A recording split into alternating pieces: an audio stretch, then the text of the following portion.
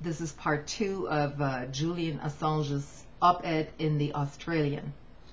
Please watch part 1 if you haven't watched it.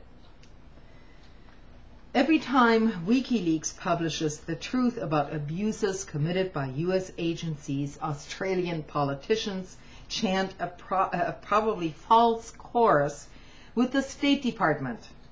You'll risk lives, national security. You'll endanger our troops. Then they say there's nothing of importance in what WikiLeaks publishes. It can't be both. So which is it? It is neither. WikiLeaks publishes the truth about abuses committed by various governments. And during that time, we have actually made impacts on governments and changed them. Assange is here referring to the government of Iceland. But not a single person, as far as we are aware, has been harmed.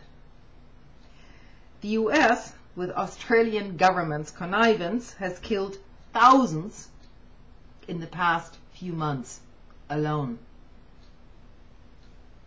US Secretary of Defense Robert Gates admitted in a letter to US Congress that no sensitive intelligence sources or methods have been compromised by the Afghan war logs disclosures. The Pentagon stated there is no evidence that the WikiLeaks reports have led to anyone being harmed in Afghanistan. NATO in Kabul told CNN it couldn't find a single person who needed protecting. The Australian Department of Defense said the same. No Australian troops or sources have been hurt by anything we have published.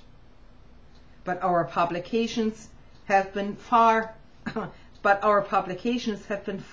from unimportant.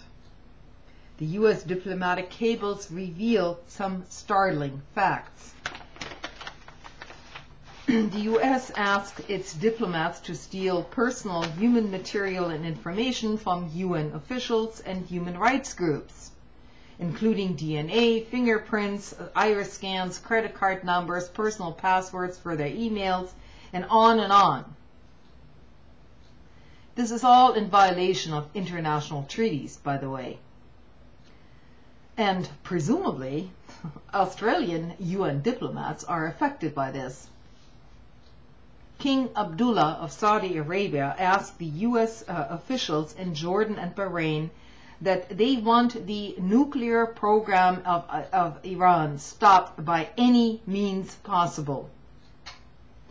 Britain's Iraq inquiry was fixed to protect US interests. Sweden is a covert member of NATO, and US intelligence sharing is kept from its parliament. The US is playing hardball to get other countries to take freed prisoners from Guantanamo, and Barack Obama agreed to meet the Slovenian president only if Slovenia took a prisoner.